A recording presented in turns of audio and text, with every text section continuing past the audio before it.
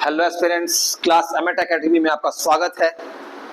जैसा कि हमारी जो क्लासेस चल रही हैं वो जीएस की चल रही हैं और वो आपके लिए यूपी पीसीएस जो अगले महीने होने वाला है और UP police, specially UP police का जो एसआई की भी जो वैकेंसीज है और कांस्टेबल की वैकेंसीज है उसके लिए जो जीएस का पोर्शन है वो हम डिस्कस कर रहे हैं। तो आप लोग बिल्कुल तैयार हो जाइए। अगर आपको इस बार एसआई क्रैक करना है, कांस्टेबल की जॉब लेनी है और अपने आप को आत्मनिर्भर बनाना है तो आप हमारी जीएस की क्लास को बिल्कुल मिस मत करिए। मैं आपको बता रहा हूं जो लेक्चर यहाँ पढ़ाया जाएगा जिस टॉपिक से रिलेटेड वहां से क्वेश्चन आया, पहली बात तो उसके चांसेस अच्छे खासे होंगे और आएगा तो वो आप जरूर से जरूर क्रैक कर पाएंगे। ये हम लेके चलते हैं कि आपको हम वो चीजें बताएं जिससे कि आप क्वेश्चन एग्जाम में बिना किसी एरर के सॉल्व कर सकें। ठीक, तो आज हम आपको एंशिएंट हिस्ट्री पढ़ाएंगे। यूपी पुलिस मैं लिख दे रहा हूं आपके लिए और जल्द ही हम लोग एसआई के लिए और कांस्टेबल के लिए हम क्या लेके आएंगे आपके लिए, हम ऑफलाइन बैचेस शुरू करने वाले हैं। तो आप अगर जुड़ना चाहें ऑफलाइन से तो यहाँ मुखर्जी नगर में हमारा सेंटर है, वहां जुड़ सकते हैं और बाकी लेक्चर तो हम आपके लिए यूट्यूब पे प्रोवाइड कर ही रहे हैं, तो आप वहां देखते रहें, सीखते रहें। तो आज हम टॉपिक पढ़ रहे हैं वैदिक काल। आपने एंशिएंट हिस्ट्री में देखा होगा कि एंशिएंट हिस्ट्री के कई काल, जैसे कि एक समय में क्या क्या चीजें हुई उसके अकॉर्डिंग उसको डिवाइड किया गया है। तो वैदिक पीरियड से कई बार कई क्वेश्चन आते हैं। ठीक है, तो आज हम टॉपिक डिस्कस करेंगे वैदिक काल। अच्छा, ये वैदिक शब्द जो है और काल का मतलब अर्थ क्या होता है? काल का अर्थ होता है समय। काल का क्या समय होता है कि जो समय अवधि है, समयावधि। ठीक है, जो समयावधि है, ये जो ड्यूरेशन है। और वैदिक जो शब्द है ये क्या है? ये बना है आपकी विद धातु से। किससे बना है? विद धातु से। तो जो वैदिक शब्द है ना वो बना है किससे? विद धातु से। आप जानते हैं संस्कृत, ये जितने भी हिंदी के शब्द हैं लगभग वो संस्कृत से आते हैं और वो एक मूल रूट वर्ड होते हैं। तो विद धातु से बना है। विद का अर्थ होता है ज्ञान। क्या अर्थ होता है? ज्ञान। ठीक है, तो ये पीरियड है कब? आर्यों का पीरियड है। उस समय का जो समय माना गया है उसे ही बोला जाता है वैदिक काल। ठीक, तो आप लिख लीजिए विद धातु से बना है ज्ञान। कभी पूछ ले कि वेद का अर्थ क्या होता है, तो वेद जो होता है, वेद बना है विद धातु से और विद धातु और विद का अर्थ होता है ज्ञान और वेद से ही बना है वैदिक। जो वेदों का समय काल है वही है वैदिक पीरियड। ठीक है, आगे वैदिक काल में अगर आप इस काल खंड को देखो, अब काल कह रहा है तो समय, तो अब इसका समय क्या है? हमने इसका अर्थ, शब्द का अर्थ समझ लिया। काल ये कौन सी समयावधि है? तो मैं आपको बताऊं, ये है 1500 बिफोर क्राइस्ट से लेके 600 बिफोर क्राइस्ट के बीच में, मतलब 1500 ईसा पूर्व। बिफोर क्राइस्ट को ईसा पूर्व ही बोलते हैं। तो इसका जो समय है ना वैदिक काल का, ये आप याद रखिए कि एग्जाम में कई बार पूछा भी गया है इसका समय काल क्या है। तो इसका है 1500 ईसा पूर्व से 600 ईसा पूर्व तक। मतलब जब तक वो महाजनपद काल स्टार्ट नहीं होता तब तक हमारा वैदिक काल चलता है। ठीक, अब वैदिक काल को अगर हम डिवाइड करें तो इसके दो पार्ट बनते हैं। कौन कौन से? एक बनता है ऋग्वैदिक काल और दूसरा बनता है उत्तर वैदिक काल। क्या हुआ? एक हुआ ऋग्वैदिक काल और दूसरा हुआ उत्तर वैदिक काल। ऋग्वैदिक काल का समय क्या है ये आप नोट करिए, कई बार एग्जाम में पूछा गया है। इसका जो समय है ना वो है 1500 से 1000 ईसा पूर्व, 1500 ईसा पूर्व से 1000 ईसा पूर्व। और उत्तर वैदिक काल का जो हमारा समय काल है वो है 1000 ईसा पूर्व से लेके 600 ईसा पूर्व तक। ये आप नोट कर लीजिए, ऐसे बना लीजिए, क्योंकि यहां से कई बार क्वेश्चन आया हुआ है।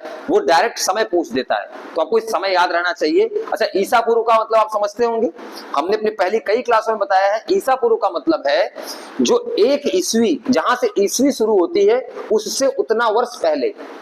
जैसे आज 2025 ईस्वी चल रही है तो आज से 2026 साल पहले हम चले तो वो क्या होगा? एक ईसा पूर्व हो जाएगा, क्योंकि 2025 से 0 फिर वहां से एक साल और पहले।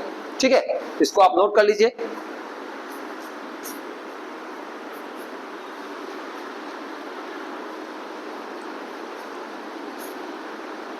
और ये पता है जो वैदिक ये वैदिक पीरियड है, इसमें वैदिक सभ्यता का विकास हुआ है। ठीक, इसमें किसका विकास हुआ है? वैदिक सभ्यता का।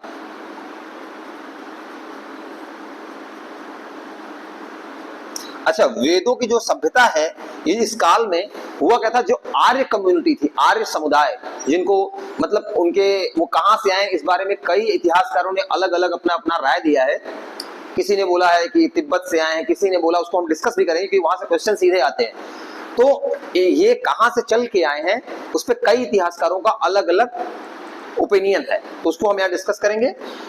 उन जो आर्य कम्युनिटी है, जो भारत में आर्य कम्युनिटी आई, उसी के द्वारा इस सभ्यता का विकास किया गया, इसलिए इसे आर्यन सभ्यता भी कहते हैं, याद रखना, आर्यन सभ्यता। अच्छा, ये किसके बाद है पता है? ये ठीक इसके पहले कौन सा सभ्यता है? सिंधु घाटी की सभ्यता, इसके पहले ही है। जब उसका अवसान हो जाता है उसके कुछ सालों बाद वैदिक सभ्यता का प्रारंभ हुआ है अपने यहाँ। ठीक है, तो वो मैं बता रहा हूं जिससे आपको समझ में आए कि किसके बाद ये हुआ है। तो वैदिक सभ्यता एक आर्यन सभ्यता है, क्यों? क्योंकि ये आर्य समुदायों द्वारा इसको विकसित किया गया, चलाया गया। ठीक है,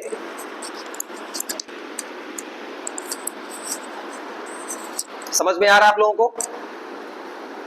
वैदिक काल, वैदिक जो शब्द बना है वेद से बना है, वेद विद धातु से बना है, विद का अर्थ होता है ज्ञान।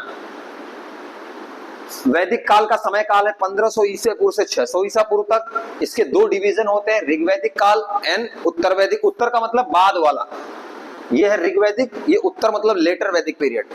ठीक है, और ये हमने चीजें देखा कि इसको हम वैदिक सभ्यता या इस काल में आर्यन सभ्यता या वैदिक सभ्यता विकास की। अच्छा, आर्य का मतलब क्या होता है? कई बार एग्जाम यही पूछता है कि जो आर्य बोला था कि आर्य समुदाय या आर्यन कम्युनिटी, तो आर्य का मतलब देखो होता है श्रेष्ठ से। किससे होता है? श्रेष्ठ। श्रेष्ठ प्रजाति के तौर पे आर्य को संबोधित किया जाता है, श्रेष्ठ। ठीक, तो ये याद रखना है आप लोग। अब हम चलते हैं। अच्छा, इसको हम जानते कैसे हैं? तो इसको हम जानते हैं वैदिक साहित्यों के द्वारा, जो हमारे वेद रचे गए हैं ना, ऋग्वेद, सामवेद, अथर्ववेद, यजुर्वेद, ये चारों वेद आप जानते ही होंगे। तो इन वेदों से हमें मालूम पड़ता है कि उस समय का जीवन कैसे लोग जीते थे, उनकी लाइफस्टाइल क्या थी, हाँ, उनका शासन का नियम क्या था, या ये मैं मिटा रहा हूं आपका, क्या कैसे चीजें चलती थी, वो हम कहां से जाने हैं? वैदिक साहित्यों से। उसमें कौन कौन से आते हैं आपको मैंने बता दिया, ऋग्वेद, सामवेद, मैं उसको लिख के दिखाऊंगा। ठीक है, अच्छा, सबसे पहले बात आती है कि एग्जाम में भी ये कई बार पूछा गया, इसलिए मैं यहां पे ये चाहता हूं कि मैं आपको बताऊं कि आर्यों, जो आर्य आए थे भारत में,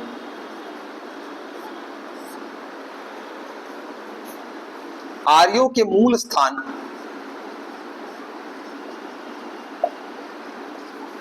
के बारे में इतिहासकारों में मतभेद है, या विभिन्न भेद वो रखते हैं बारे में, आर्यों के मूल स्थान के बारे में इतिहासकार। देखो, कुछ नाम याद रखिए और उन्होंने क्या कहा बोला है वो याद रखिए, क्योंकि सीधा पूछा जाता है कि कौन सा इतिहासकार क्या मानता है कि कहां से आर्य आए थे, तो वो स्थान याद, एक ऐसे हेडिंग बनाइए ऐसे, ठीक है ना, यहां इतिहासकार का नाम लिखना है और यहां पे स्थान बनाएंगे, ऐसे बनाइए आप लोग।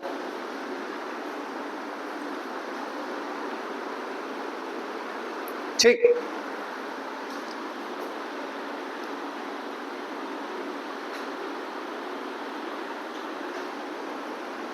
तो वैसे तो कई इतिहासकार हैं, बट जो इंपॉर्टेंट है हम उन्हीं का नोट करेंगे, ठीक है ना। तो पहले इतिहासकार का लिख लीजिए, मैक्स मूलर।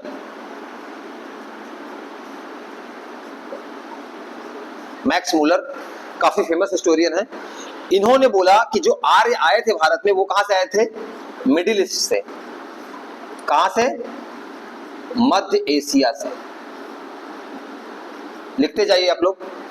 मैक्स मूलर ने बताया कि आर्य कहां से आए थे? मध्य एशिया से। ठीक है, और भारत के जो, आप इनका नाम बहुत अच्छे से जानते होंगे हिस्ट्री में, बाल गंगाधर तिलक, क्योंकि एग्जाम में आ जाता है कई बार कि अपने हिस्टोरियन ने क्या बोला, तो बाल गंगाधर तिलक ने बोला था कि जो आर्यन कम्युनिटी थी वो कहां से आई थी, उत्तरी ध्रुव से। सबके अपने अपने रीजन रहे होंगे बोलने के, यहाँ पे हमें रीजन नहीं जानना, क्योंकि हमें रिसर्च नहीं कर रहे ना हम ये देख रहे हैं कि हमें पता होना चाहिए कि कौन सा इतिहासकार क्या बोलता है, क्योंकि हमारे एग्जाम में सीधा पूछा जाता है। ठीक है, मैक्स मूलर ने बोला मध्य एशिया से आए थे आर्य, तिलक ने बोला कि वो उत्तरी ध्रुव से आए थे, और एक और अपने यहाँ के बड़ी पर्सनालिटी हैं दयानंद सरस्वती जी, महर्षि दयानंद सरस्वती, आप जानते होंगे इनको। जब हम मॉडर्न हिस्ट्री समाज सुधार पढ़ते हैं, इंडिया का सोशल रिफॉर्म, उसमें हम इनका नाम पढ़ते हैं। दयानंद सरस्वती ने बोला कि आर्य तिब्बत से आए थे, लिख लीजिए। मैक्स मूलर ने कहा, याद भी करते चलिए, मैक्स मूलर ने क्या कहा, मध्य एशिया से आए थे। तिलक ने क्या कहा, तिलक जी ने कहा कि उत्तरी ध्रुव से आए थे। स्वामी दयानंद सरस्वती ने क्या कहा, तिब्बत से आए थे। और एक और हैं हर्ट एवं पेंका, ये नाम याद रखिएगा, हर्ट एवं पेंका ने बोला कि ये जर्मनी से आए थे। कहां से आए थे, जर्मनी से आए थे। नोट करिए, हर्ट एवं पेंका के अनुसार आर्य के मूल स्थान जो थे, आर्य का जो मूल स्थान था वो कहां था, जर्मनी था। ठीक है,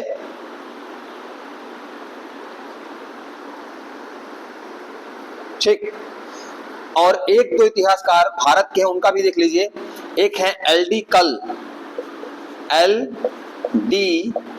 कल, इनके अनुसार जो आर्य आए थे वो कहां से आए थे, वो आए थे हिमालय के क्षेत्र से, लिख लीजिए हिमालय क्षेत्र।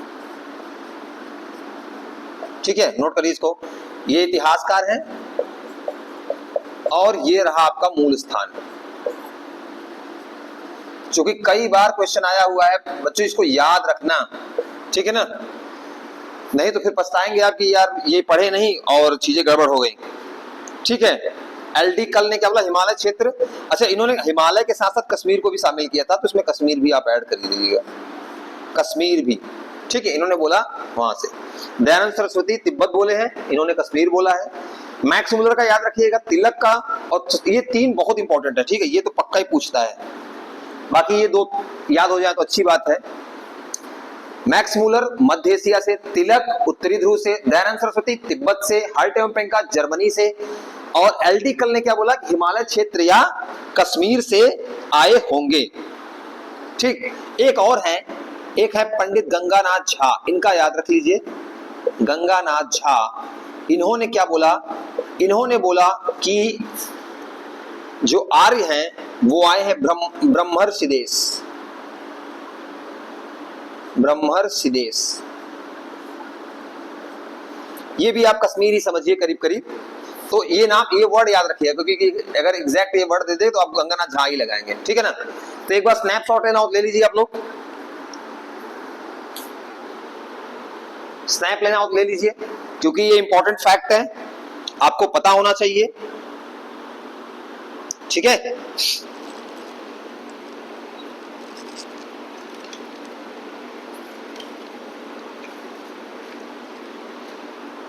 ठीक।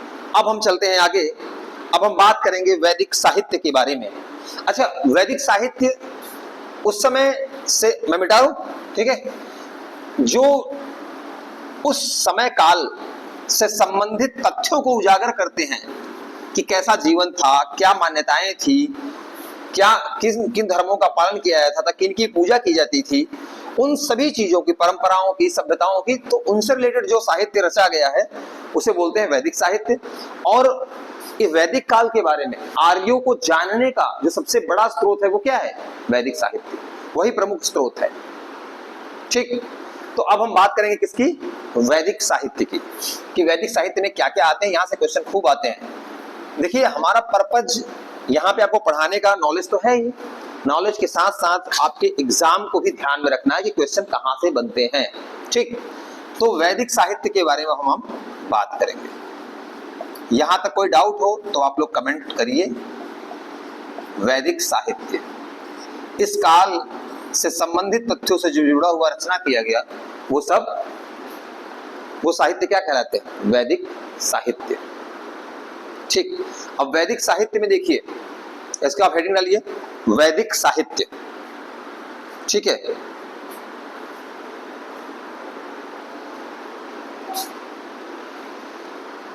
ये भारत के साथ साथ विश्व के सबसे प्राचीन रचनाओं में से एक है। ठीक, तो इसमें कौन पहले आते हैं? कौन कौन से? इसमें ये आते हैं वेद। वेद में कौन कौन सा है? आपको पता है कि सबसे पहला कौन सा है?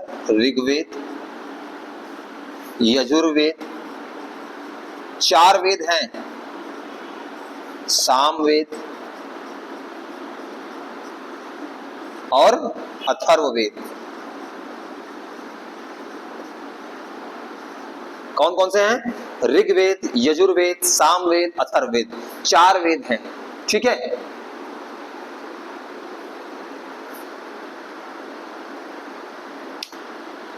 लिख लीजिए वेद। इसमें वैदिक साहित्य में आते हैं वेद, ऋग्वेद, यजुर्वेद, सामवेद, अथर्ववेद। ठीक है,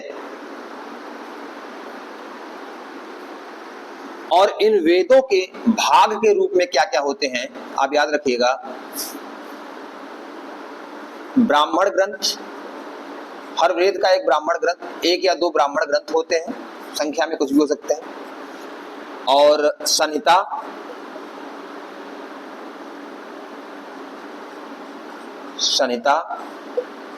अरण्यक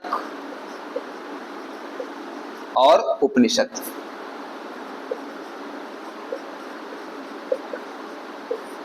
आप नोट करिए, मैं बताता हूं ये सब सारी चीजें क्या हैं। अरण्यक और संहिता, ब्राह्मण ग्रंथ, आरण्यक, उपनिषद। संहिता, ब्राह्मण ग्रंथ, आरण्यक और उपनिषद। अरण्यक या आरण्यक, अच्छा इसको पहले रखा जाता है फर्स्ट, सेकंड, थर्ड, फोर्थ। ठीक है, ये होते हैं। तो आप वेद का नाम याद रखिएगा, ऋग्वेद, यजुर्वेद, सामवेद, अथर्ववेद। इनके भाग क्या हैं? ब्राह्मण ग्रंथ, संहिता, ब्राह्मण ग्रंथ, आरण्यक, उपनिषद। ठीक, उपनिषद हम लोग पढ़ते हैं ना, जैसे मुंडकोपनिषद, सत्यमेव जयते लिया गया, तो ये वही है उपनिषद। उपनिषद को वेदांत भी कहा जाता है। मैं अभी भी उपनिषद डिस्कस करूंगा तो मैं बताऊंगा आपको। ठीक,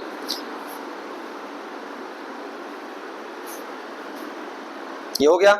अब हम डिस्कस करेंगे ऋग्वेद। अब एक एक करके हम सारे वेद डिस्कस करते चले जाएंगे, ठीक है ना, और फिर हम बाद में उपनिषद वगैरह भी डिस्कस करेंगे।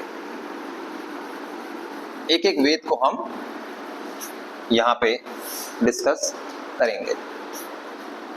हेडिंग डालिए ऋग वेद।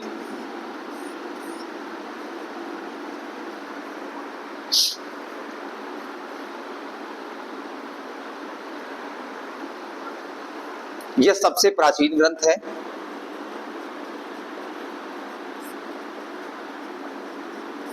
ठीक,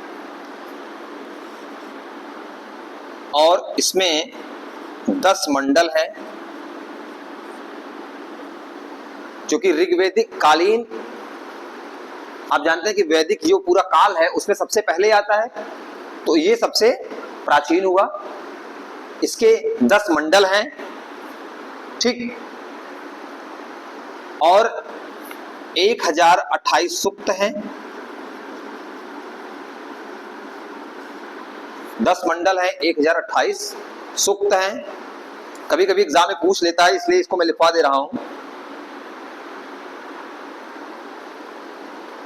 और 10,552, ये तो हालांकि पूछेगा नहीं, बस ये लिख लीजिए कि 10,552 ऋचाएं हैं। ठीक है, कुछ मंडल इंपॉर्टेंट है, मैं उसको यहां बताऊंगा आपको। जैसे 9वां मंडल हो गया, ठीक, उसमें सोम की चर्चा की गई, तो ऐसे कुछ आपको याद रहने चाहिए, तो मैं उसको भी कराऊंगा। इसको आप नोट करिए, प्राचीन ग्रंथ है, 10 मंडल है, 1028 सूक्त है और 10,552 ऋचाएं हैं। इसको आप नोट करिए। ठीक, इसके अच्छा हर वेद का ना, जैसे ऋग्वेद है, यजुर्वेद है, सामवेद, अथर्ववेद, सब वेद के एक पुरोहित होते हैं। इसके पुरोहित कौन है? जो इनको बोलने वाले हैं। तो इनके पुरोहित को क्या बोला जाता है? इनके पुरोहित को बोला जाता है होता या होत्री। ठीक, होता लिख लीजिए आप। क्या बोला जाता है? होता। पुरोहित को बोला होता। ठीक है।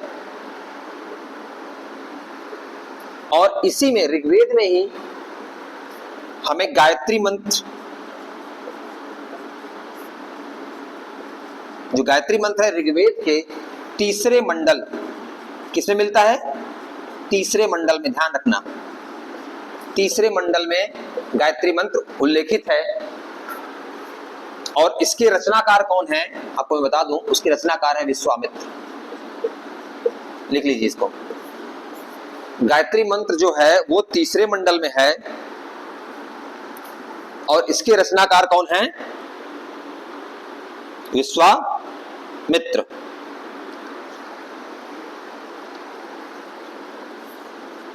और इसका ब्राह्मण, हर देखो मैं बताया था आपको कि हर वेद का एक ब्राह्मण ग्रंथ होता है, एक या दो। तो इसका एक ब्राह्मण ग्रंथ है, वो कौन सा है? ऐतरेय और कौशितकी। ध्यान से याद रखना, कौशितकी, ऐतरेय और कौशितकी। नोट कर लीजिए इसको। ठीक, और इसके ही तीसरे मंडल में क्या है? गायत्री मंत्र। 9वें मंडल में क्या है? 9वें मंडल में है सोम के बारे में चर्चा है। जो सोम देवता हैं उनके बारे में सोम की चर्चा। ये याद रखना, कई बार पूछता है कि किसमें ये बात की गई है। तो तीसरे मंडल में गायत्री मंत्र की चर्चा की गई है और 9वें मंडल में सोम की चर्चा की गई है। ठीक, और इसका एक इंपॉर्टेंट और है 7वां मंडल। 7वां मंडल में किसकी चर्चा की गई है? दास राग युद्ध की। दास राग युद्ध की। ये वही युद्ध है जिसमें 10 राजाओं का युद्ध जिसे कहते हैं, जिसमें आपको पता है कि जो भरत कबीला था वो विजयी हुआ था और उन्हीं के नाम पे माना जाता है कि इस पूरे समुदाय का, पूरे जो क्षेत्र है उसका नाम भारत पड़ा। ठीक, दास राग युद्ध ये किसके किनारे हुआ था? तो याद रखना, ये रावी नदी के, पारुष्णी नदी जो थी उसी के किनारे हुआ था। पारुष्णी नदी के किनारे ये युद्ध हुआ था। ये 7वां मंडल जो है उसमें ये बताया गया है। याद रखना, 7वें मंडल में ये बताया गया है कि दासराग युद्ध, दासराज युद्ध जो बोला जाता है, दासराग भी बोला जाता है, हुआ था। ठीक है।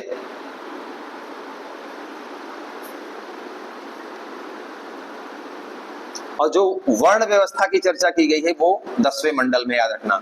इसमें 10वें मंडल के पुरुष सूक्त में।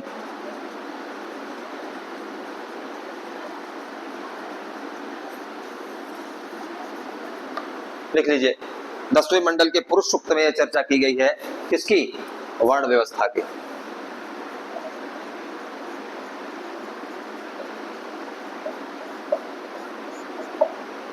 ठीक है,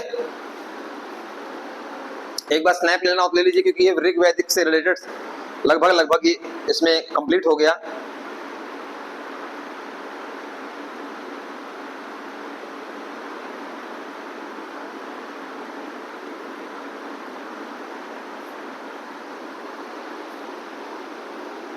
ठीक है। अच्छा, ऋग्वेद के समय तक याद रखना आप कि यहाँ पे लोहे का कोई उल्लेख नहीं है। लोहा जो धातु होता है, उल्लेख नहीं। ठीक, और नदियों का वर्णन है, ध्यान रखना, 21 नदियों का वर्णन यहाँ पे मिलता है।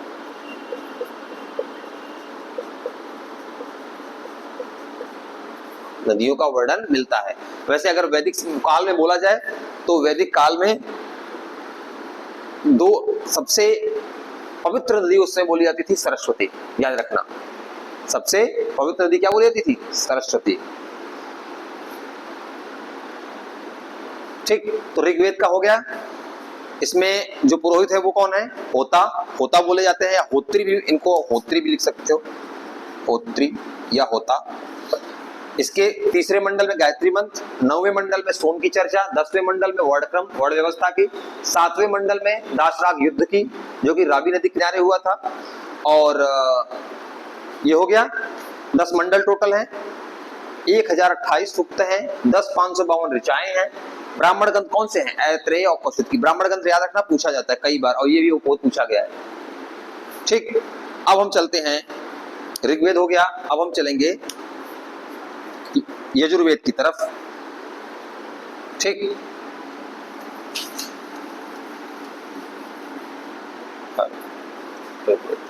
अच्छा एक चीज आप याद रखना, ऋग्वेद में ना, ऋग्वेद में मैक्सिमम क्या कहा गया? इसमें क्या है? इसमें देवताओं की प्रशंसा, यही सब चीजें की गई हैं, ठीक है ना? देवताओं की प्रशंसा, ठीक। और जान लेना, ऋग्वेद में सबसे ज्यादा अगर किसी के लिए श्लोक लिखे गए हैं या जो बोलते हैं आपकी सूक्त लिखे ऋचाएं हैं, तो वो है इंद्र के लिए। इंद्र देवता के लिए सबसे ज्यादा लिखे गए हैं, इसीलिए इंद्र को ऋग्वेद काल में सबसे महत्वपूर्ण देवता माना जाता है, सबसे महत्वपूर्ण इंद्र के लिए, क्योंकि सबसे ज्यादा ऋचाएं इन्हीं के लिए लिखी गई हैं। ठीक,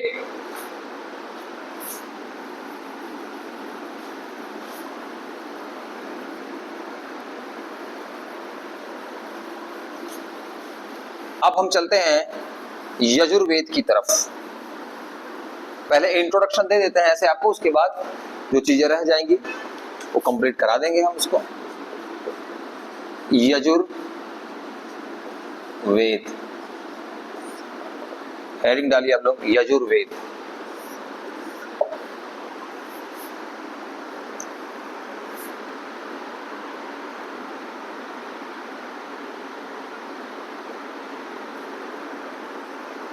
ठीक, तो सबसे पहले इसके यजुर्वेद के जो पुरोहित है वो क्या कहलाते हैं?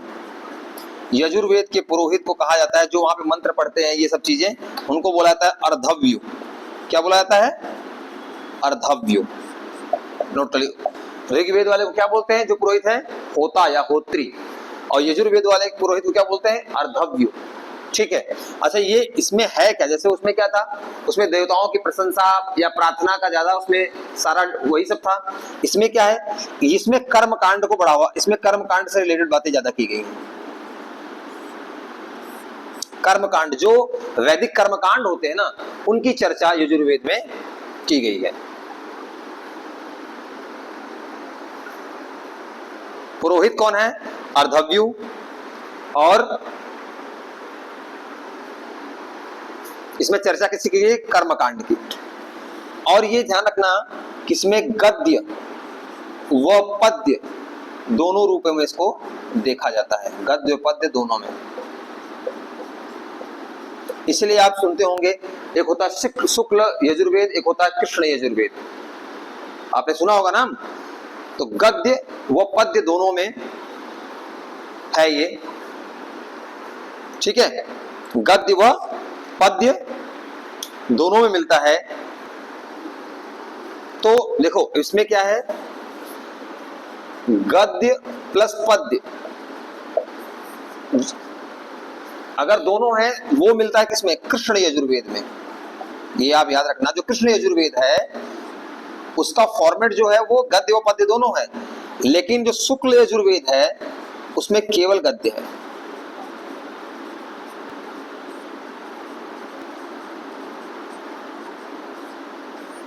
नोट कर लीजिए इसको, कृष्ण यजुर्वेद में गद्य व पद्य दोनों, ये जो गद्य व पद्य दोनों में मिलता है।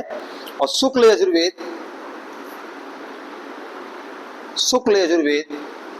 केवल पद्य में मिलता है। गद्य लिखा है, केवल पद्य, केवल पद्य में, ठीक है, केवल पद्य में। और इसके पुरोहित कौन हो गए? अर्धव्यु। अब इसके लिखिए ब्राह्मण ग्रंथ,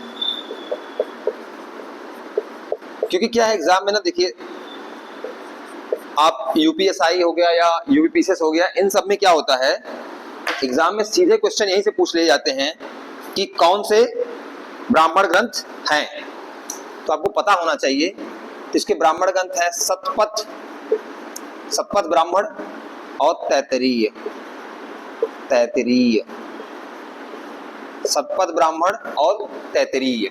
ठीक है, नोट कर लीजिएगा। ब्राह्मण ग्रंथ कौन से हैं? दो, शतपथ ब्राह्मण और तैत्तिरीय।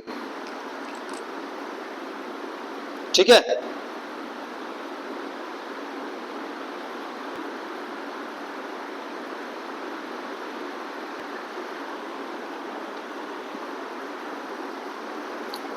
यहां तक हो गया। यजुर्वेद में एक चीज मैं आपको बता दूं, यजुर्वेद के अंतिम भाग में एक उपनिषद की चर्चा है, उसका नाम आप जरूर नोट कर लीजिएगा, ईशोपनिषद। ईशोपनिषद, ये बार बार उपनिषद वर्ड आ रहा है, मैं आपको बताऊंगा उपनिषद का अर्थ क्या होता है, अभी बताऊंगा, जब एक बार वेद में बता दूंगा तब बताऊंगा आपको। वैसे उपनिषद का एक अर्थ होता है वेदांत, अर्थात जो वेदों का अंत है वो उपनिषद है। ठीक है, और उपनिषद का शाब्दिक अर्थ जो होता है ना, वो होता है गुरु के निकट बैठकर ज्ञान प्राप्त करना। ठीक है, तो अंतिम भाग ईशोपनिषद है, और इसी ईशोपनिषद में प्रथम बार किसकी चर्चा की गई है? प्रथम बार चर्चा की गई है किसकी? निष्काम कर्म की। ध्यान रखना, निष्काम कर्म की जो प्रथम चर्चा है वो ईशोपनिषद में ही की गई है। एक बार इच्छा हो तो आप ये स्नैप ले लीजिए, इससे आसानी होगी आपको पूरा एक साथ याद करने में। ठीक, तो इसमें क्या है, इसमें कर्मकांड से रिलेटेड बातें की गई है। पुरोहित अर्धव्यु कहलाते हैं, गद्य व पद्य दोनों में है। कृष्ण यजुर्वेद जो है, इसके दो सेक्शन देखे जाते हैं, कृष्ण यजुर्वेद जो कि गद्य व पद्य में दोनों में है, और शुक्ल यजुर्वेद केवल पद्य में है। अंतिम भाग को ईशोपनिषद कहा जाता है, मतलब ईशोपनिषद है, जिसमें चर्चा पहली बार सर्वप्रथम चर्चा निष्काम कर्म की यही की गई है। ब्राह्मण ग्रंथ में दो हैं, एक शतपथ है और दूसरा तैत्तिरीय है। ठीक, तो दो हो गए। अब हम चलते हैं तीसरे पे, ऋग्वेद, यजुर्वेद। अब हम चलते हैं तीसरे पे, कौन सा है हमारा? सामवेद। याद रखना क्या है? सामवेद।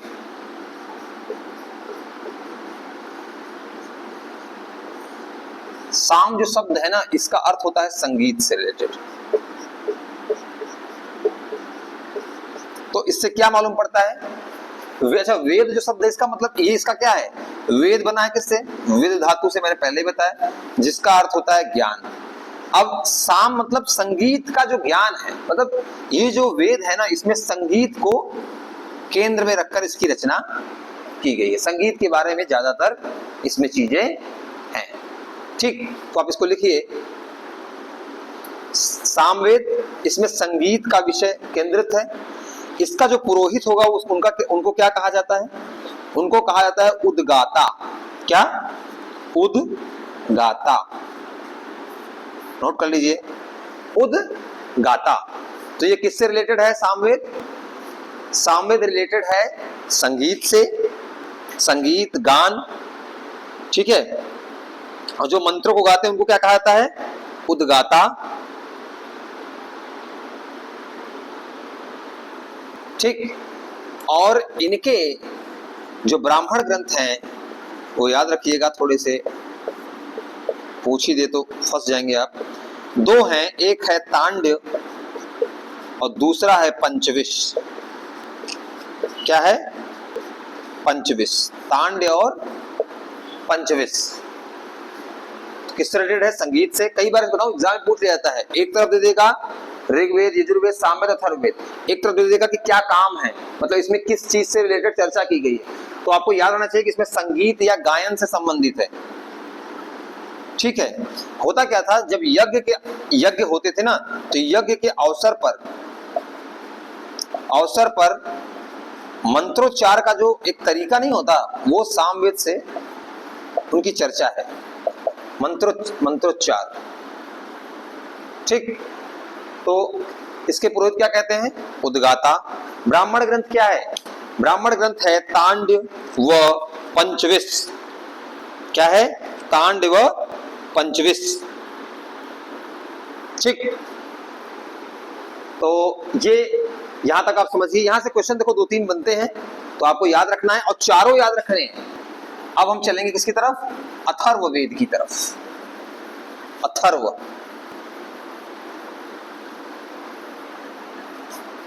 कौन सा वेद? अथर्ववेद।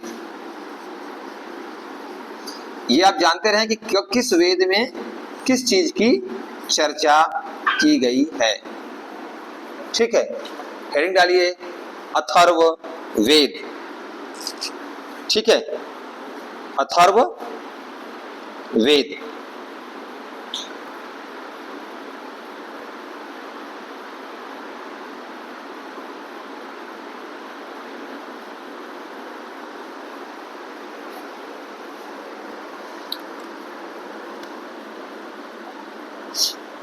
इसके जो पुरोहित हैं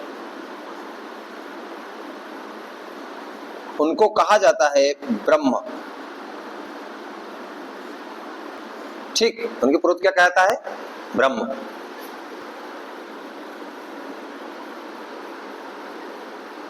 और ब्राह्मण ग्रंथ,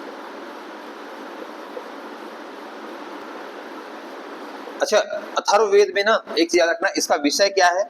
इसका विषय है थोड़ा सा जो जादू टोने नहीं होते, इन सब रिलेटेड चीजों से रिलेटेड। जब अगर, क्योंकि एग्जाम में सीधा आएगा कि किससे रिलेटेड है, तो जो जादू टोना ये सब सारी चीजें हैं ना, कर्मकांडी वैसी चीजें हैं, ऐसी चीजों की चर्चा अथर्ववेद में थोड़ी की गई है। ब्राह्मण ग्रंथ लिखिए नोट। पुरोहित इसके कौन है? ब्रह्म। पुरोहित को क्या कहता है? ब्रह्म। और विषय है जादू टोना। और इसके ब्राह्मण ग्रंथ है गोपथ। गोपथ ब्राह्मण ग्रंथ है, एक ही है, इसको नोट कर लीजिए आप लोग।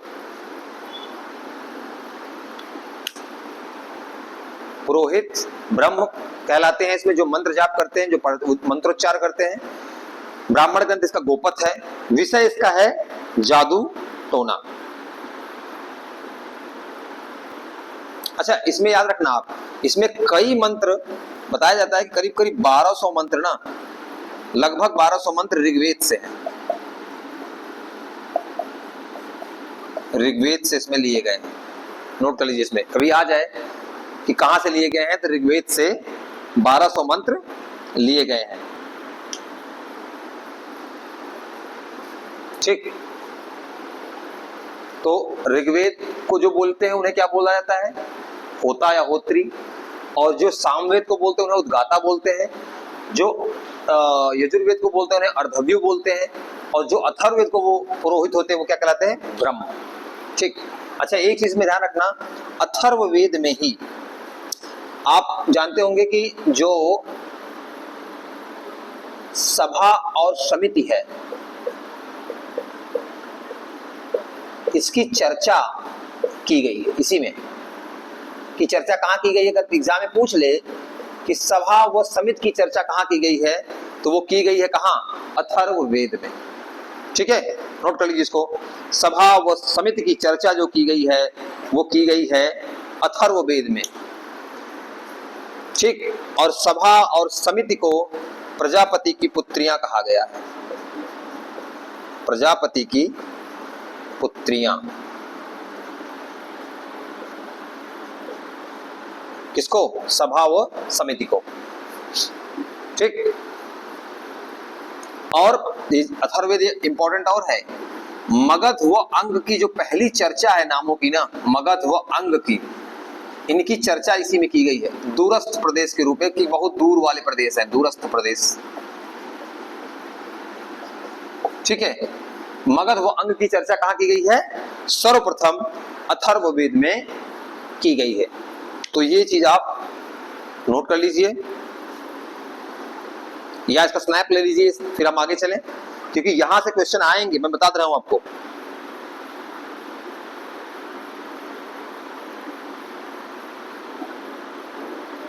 ठीक।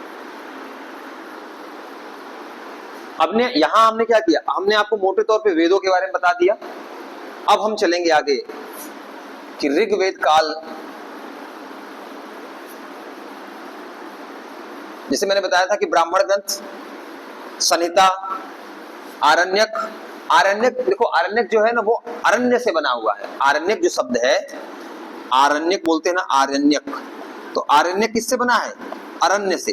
तो इसमें मतलब जो अरण्य में रहकर जो विचार उत्पन्न हुए उनसे रिलेटेड चर्चाएं हैं। थोड़ी कैसी, जो जिसको कहते हैं ना, जो इसको थोड़ा मतलब, मुझे इसका शब्द अभी याद नहीं आ रहा, मैं आपको बता दूंगा अभी। कॉम्प्लेक्स जो विचार नहीं होते, कॉम्प्लेक्स विचार, हाँ, गूढ़ जो विचार आते हैं धर्म या मोक्ष के बारे में, वैसी चीजों, तो वहां पे इनकी चर्चा की गई। और जो उपनिषद है ना, तो आप जानते हैं उपनिषद में क्या है, टोटल फिलॉसफी वाली बातें उपनिषद में की गई। दर्शन, ये दर्शन का पूरा एकदम समझ लीजिए वो केंद्र है उपनिषद, दार्शनिक बातें इसमें की जाती है। हाँ, अब याद आया, आरण्यक में रहस्यात्मक चीजों की रहस्यात्मक चर्चाएं हैं। ठीक, इसमें ये उपनिषद में दार्शनिक चर्चाएं हैं, ध्यान रखना, कभी अगर पूछ ही ले तो उपनिषद में दार्शनिक चर्चाएं, विचार है। ठीक है। और आपका क्या हुआ, एक ब्राह्मण ग्रंथ संहिता।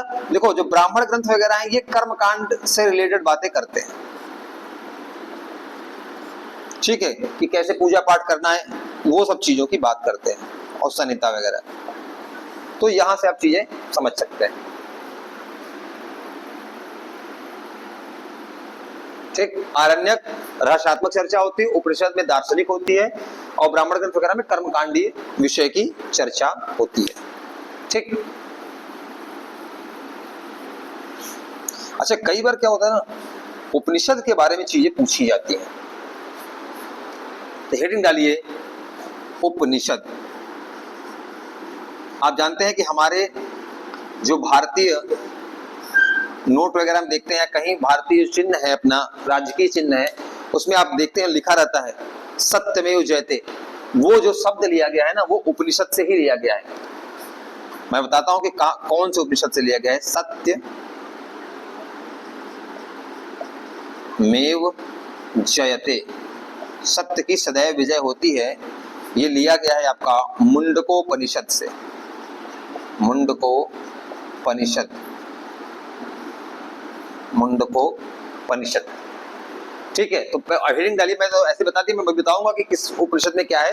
हेडिंग डालिए उपनिषद, उपनिषद।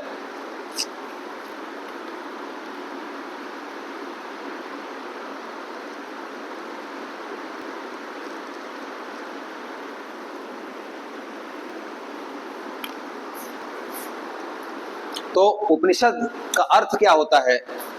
उपनिषद का अर्थ होता है गुरु के समीप, समीप, निकट, समीप बैठकर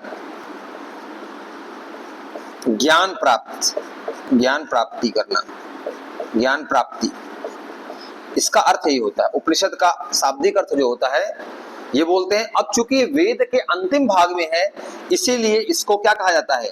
वेदांत भी कहा जाता है।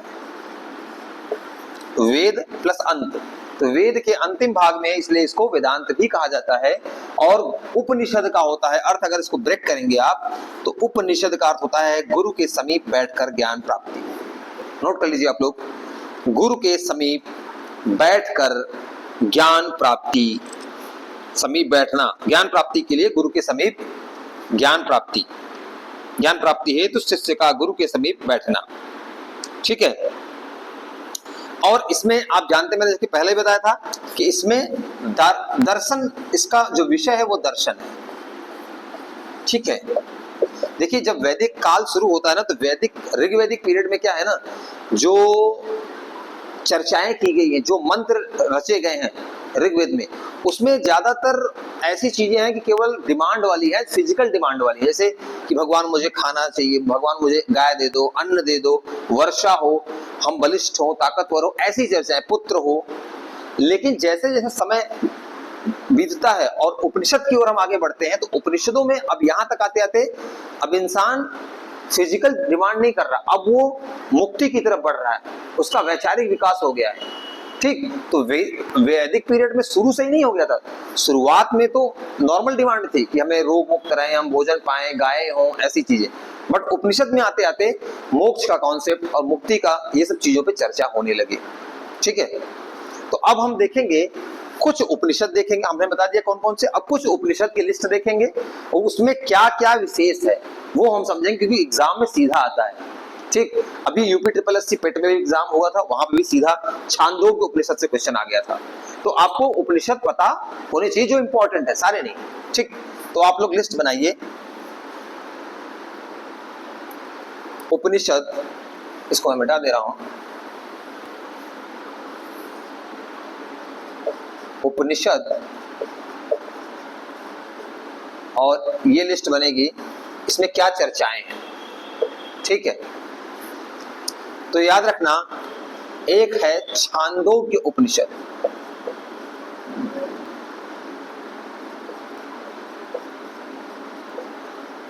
छांदोग्य उपनिषद। इसमें जो हम आश्रम बात करते हैं ना कि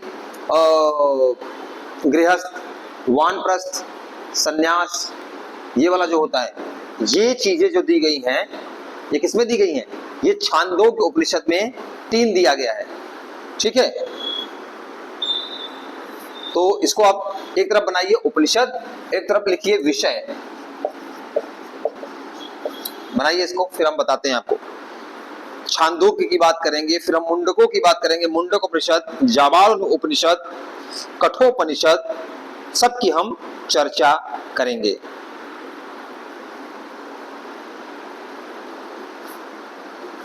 ठीक, तो जो छांदोग्य उपनिषद है ना, उसमें बात की गई है, सबसे पहला कौन सा आता है? ब्रह्मचर्य, वानप्रस्थ, नहीं ब्रह्मचर्य। उसके बाद क्या, देखो सबसे पहले युवा वाला पीढ़ी की, जब हमें ब्रह्मचर्य रहना है, अपनी इंद्रियों पे कंट्रोल करना है, पढ़ाई लिखाई करनी है या सीखना है। फिर उसके बाद आता है गृहस्थ, मतलब अब शादी ब्याह करके एक घर बसाने की बात हो रही है।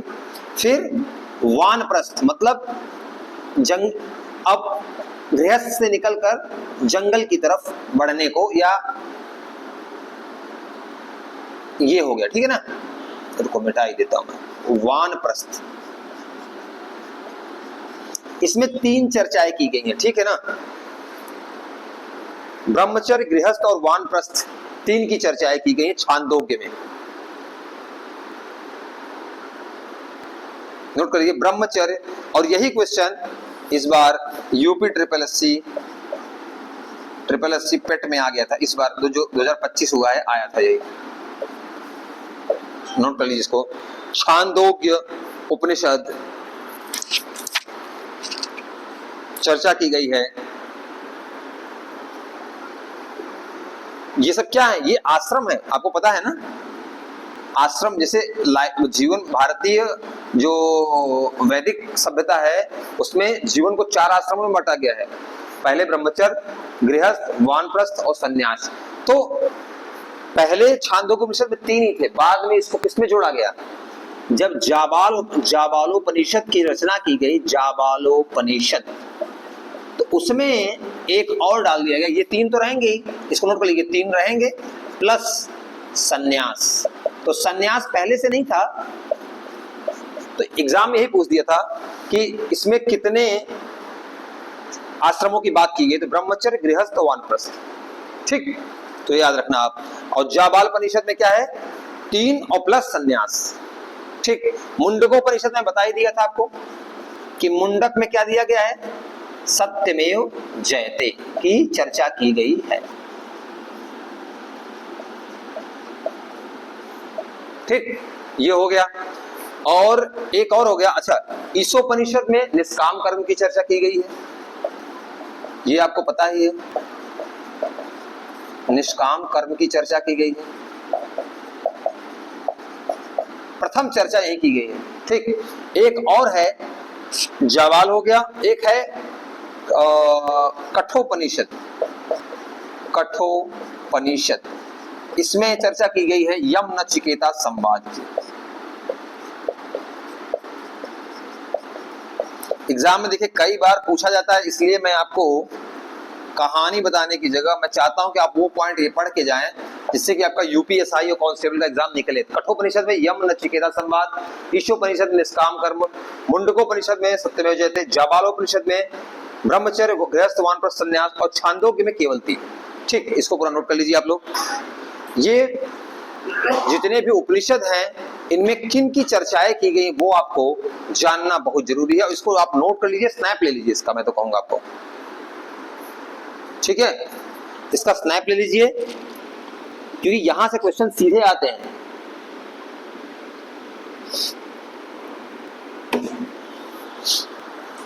और ये सबसे इंपॉर्टेंट उपनिषद हैं जिसमें ये सारी चीजें दी गई है। तो यम नचिकेता में किसका है? कठोपनिषद में है। ठीक,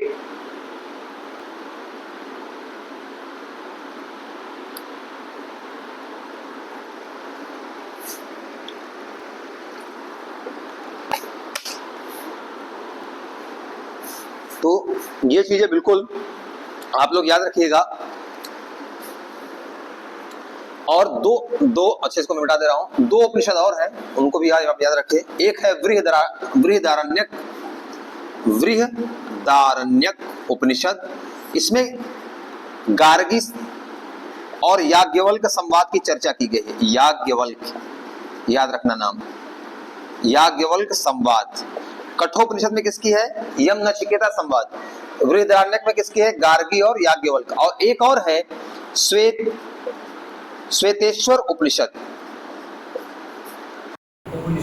इसमें किसकी चर्चा? मोक्ष की चर्चा की गई, मुक्ति की चर्चा की गई है श्वेतेश्वर में, बृहदारण्यक में गार्गी। इसको दोनों नोट करिए आप लोग। श्वेतेश्वर उपनिषद मोक्ष का उल्लेख यही मिलता है, और बृहदारण्यक में गार्गी। श्वेतेश्वर भी बोलते हैं, श्वेताश्वर भी बोलते हैं, दोनों आप इतना याद रखिए। श्वेतेश्वर, वहां मोक्ष लिखते हैं, टिक कर दीजिएगा। ठीक है, तो यहां से अभी यूपी ट्रिपल एससी में एक क्वेश्चन आया हुआ था और आपके एग्जाम में जरूर यहां से आएगा, ध्यान रखना इस चीज को। तो ये चीजें हो गई। ठीक है, तो यहां हमने क्या देखा कि उपनिषद कौन कौन से हैं और उनमें किनकी चर्चाएं की गई हैं। ठीक है, अब हम बात करेंगे, हमने एक चर्चा किया था ना नदी के बारे में कि ऋग्वेद में 21 नदियों का वर्णन है, तो नदियों की चर्चा हम करेंगे। नदियां, वैदिक काल में नदियां, हेडिंग डालिए, वैदिक काल में नदियां, हेडिंग डालिए आप इसको, फिर आप शुरू करिए इसको। वैदिक काल में नदियां,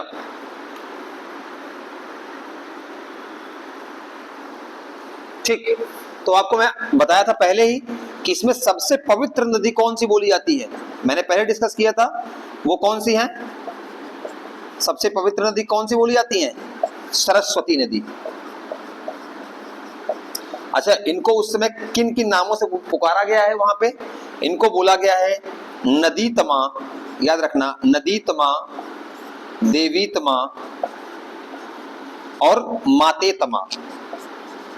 ठीक है, जैसे आज के समय में जो गंगा नदी, जो माँ गंगा है नदी, उनका जो स्थान है उस समय पवित्रता के स्तर पर सरस्वती जी का स्थान था। ठीक है, तो सबसे पवित्र नदी पूछेगा तो कौन? सरस्वती। लेकिन सबसे महत्वपूर्ण नदी बोलेगा तो कौन सा? तब होगा वो सबसे महत्वपूर्ण नदी। वो कौन सा है? वो कौन सी नदी है? सिंधु नदी। याद रखना, कौन सी? सिंधु। सिंधु नदी जो है वो सबसे महत्वपूर्ण नदी है, नोट कर लीजिए। सबसे पवित्र सरस्वती, सबसे महत्वपूर्ण सिंधु नदी। ठीक, बस अब हम नदी का देख लिए हैं। अच्छा, सिंधु नदी को महत्वपूर्ण क्यों बोल रहे हैं? क्योंकि सिंधु नदी जो है पूरे वैदिक साहित्य में सब अधिकतम बार इन्हीं की चर्चा की गई है, बहुत बार चर्चा की गई है। इससे मालूम पड़ता है कि इनका महत्व ज्यादा था। ठीक। और वैदिक काल में मैं आपको बता दूं, हिमालय की भी चर्चा की गई है, हिमालय की भी चर्चा है। इसको नोट कर लीजिए। सिंधु नदी अधिकतम बार चर्चा की गई है,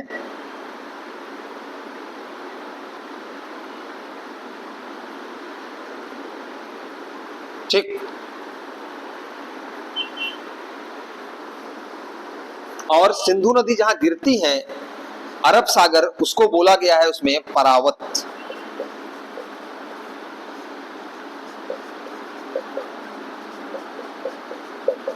ठीक। तो यहां पे ये चीजें हो गई। कहां गया?